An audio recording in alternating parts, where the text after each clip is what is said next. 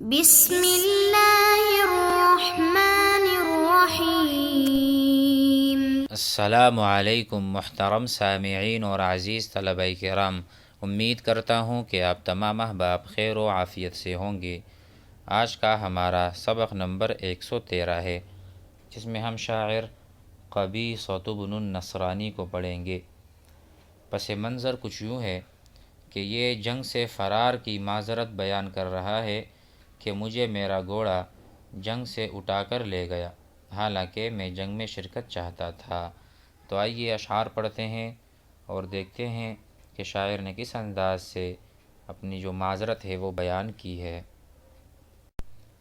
وقال قبیصۃ بن النصرانی الجرمی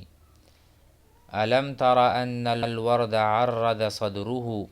وحاد عن الدعوى وضوء البوارق وأخرجني من فتية لم أرد لهم فراقا وهم في مأزق متضايق وعض على فأس اللجام وعزني على أمره إن رد أهل الحقائق فقلت له لما بلوت بلاءه وأنا بمتع من خليل مفارق أحدث من لاقيت يوما بلاءه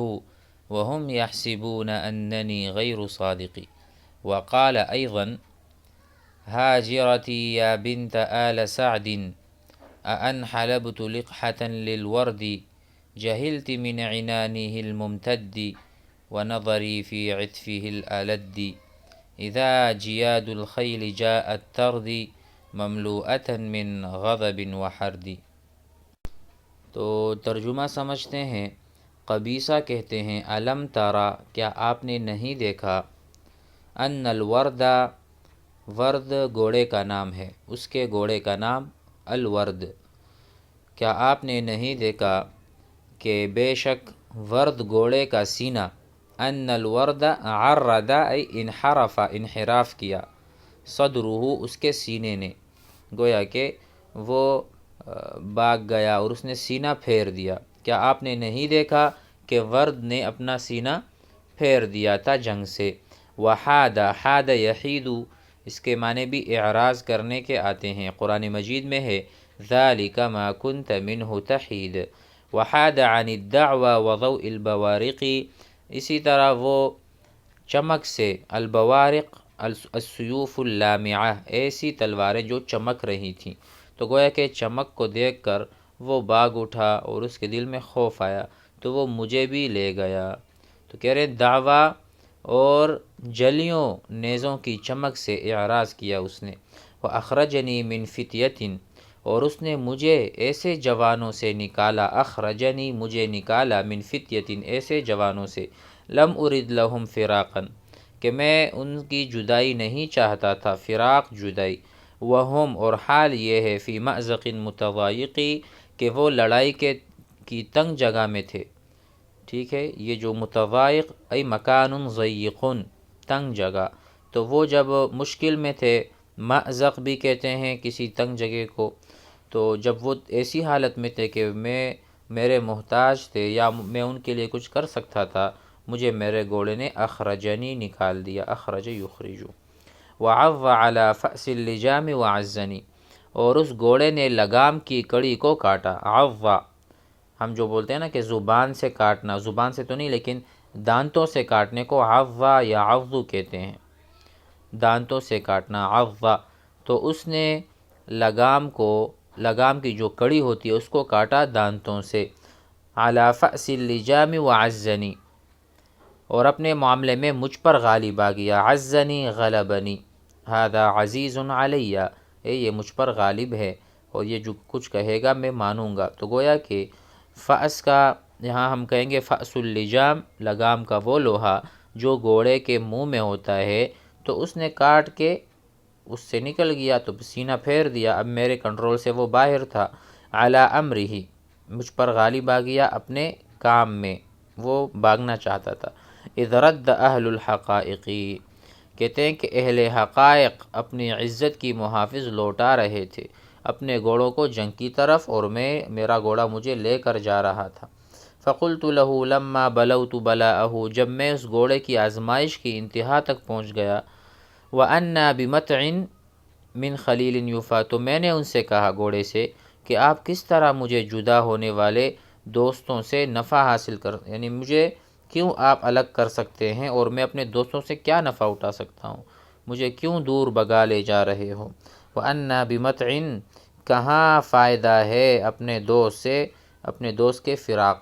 جب دوست سے ہم مفارقت کرتے ہیں، جدائی اختیار کرتے ہیں، تو کیا اس میں لذت کوئی سرور نہیں، لہٰذا ایسا نہ کرو۔ احدث من لاقیت یوما بلاءہ،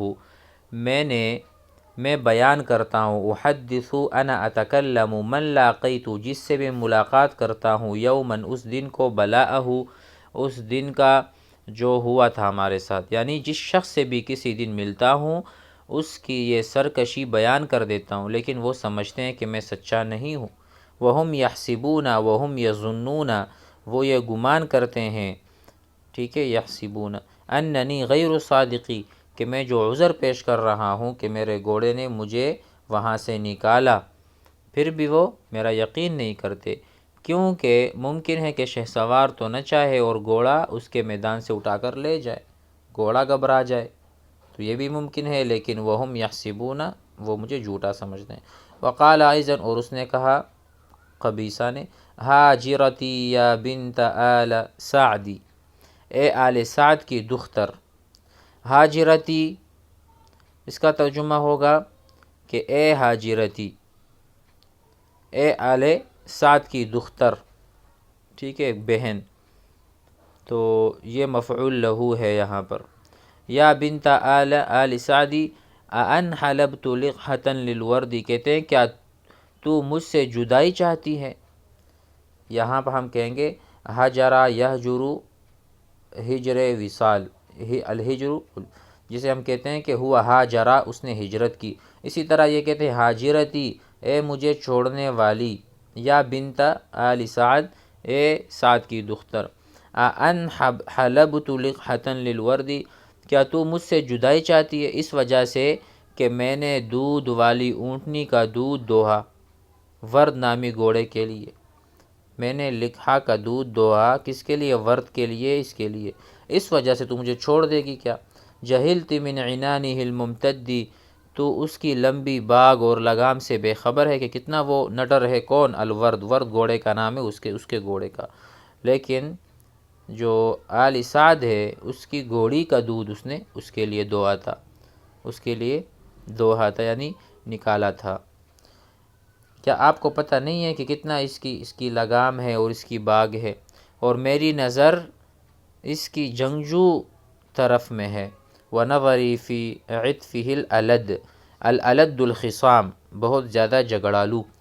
میں جو اس کو دودھ پلا رہا ہوں آپ کی اونٹنی کا، وہ اس لیے پلاتا ہوں کہ یہ جنگ میں میرے ساتھ ہوگا، میرے کام آئے گا، سخت جھگڑا کرے گا جھگڑے والے دن۔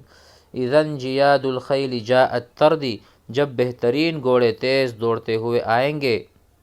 مملوءۃ من غضب وحرد، غضب اور غصے سے بھر کر، اس وقت ورد مجھے کیا فائدہ دے گا وہ میں جانتا ہوں، لہٰذا مجھ سے ناراض نہ ہو، اگرچہ میں نے، تو کہتے ہیں تردی تہلکو، ہلاک کرنے والے گھوڑے اور تیز چلنے والے گھوڑے جب آئیں گے، مملوءۃ من غضب، جب وہ بھرے ہوئے ہوں غصے سے، وحردی شدت الغضب، تو اس وقت یہ گھوڑا مجھے اور آپ کو کام دے گا، لہٰذا اس پر ناراض نہ ہو۔ آگے مزید پڑھتے ہیں۔ وقال ایضا، اور اس نے یہ بھی کہا، لعمر ابیک لا ينفک منا اخو ثقۃ یعاش بہ متین، اس کا ترجمہ ہے، اے مخاطب، لعمر ابیک، تیرے باپ کی قسم، لعمر ابیک، اے مخاطب، تیرے باپ کی قسم، لا ينفک منا اخو ثقۃ، کہ ایسا صاحب اعتماد آدمی، اخو ثقۃ، اخو الاعتمادی، صاحب اعتماد، لا ينفک منا، کہ جس کی زیر سایہ مضبوط شخص زندگی گزار سکے، ہم میں ہمیشہ یاد رہے گا۔ یعاش بہ متین الصلب الشدید، یعنی ایسا بہترین آدمی کہ جس کے سائے میں ہم بہت وقت گزار سکتے ہیں، یہ ہماری خیالات سے اور ہمارے ذہن سے محو نہیں ہوگا، یعنی ہماری قوم میں اچھی صفات والے اشخاص ہمیشہ رہیں گے اور یاد رہیں گے۔ تو اسی کا یہ ترجمہ ہوا کہ آپ کے باپ کی قسم،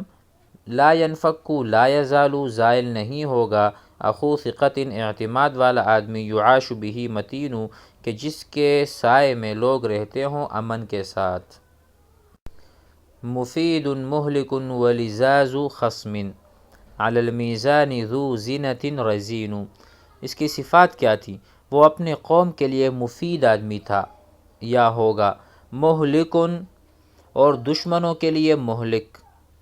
ولزاز خصم مقابل کے ساتھ چمٹنے والا، علی المیزان ذو زینۃ اور وہ میزان اور ترازو میں بھاری، رزین ثقیل بھاری۔ تو یہ ایسا آدمی ہے جو یاد رہے گا کہ جو اپنوں کے لیے مفید، غیروں کے لیے مہلک، ولزاز خصم اور وہ نڈر بہادر مقابلے میں چمٹنے والا، اور وہ ترازو میں وقار اور اس کے علاوہ بھاری شمار ہوتا ہو، ایسا آدمی بھولا نہیں جاتا۔ یزید نبالۃ عن کل شیء ونافلۃ وبعض القوم دون، وہ شرافت اور فضل اور زیادتی کے اعتبار سے ہر شے سے زیادہ اور آگے ہوتا ہے۔ یزید زیادہ ہوتا ہے، نبالۃ فضیلۃ شرافت میں، عن کل شیء ہر کسی سے، ہر چیز سے، ونافلۃ اسی طرح وہ دینے میں بھی بہت زیادہ آگے ہوتا ہے، یعنی اس کا حصہ اور استحقاق زیادہ ہوتا ہے۔ وبعض القوم دون، اور بعض قوم اس کے مقابلے میں کچھ بھی حیثیت نہیں رکھتے، حالانکہ بعض لوگ کیا کہتے ہیں، اس اعتبار سے کمزور ہوتے ہیں، اس اعتبار سے یہ بڑے اچھے ہوتے ہیں اور یہ کبھی بھی اپنے قوم میں نہیں بھلائے جاتے۔ امید ہے کہ سبق سمجھ میں آ گیا ہوگا۔ والسلام علیکم۔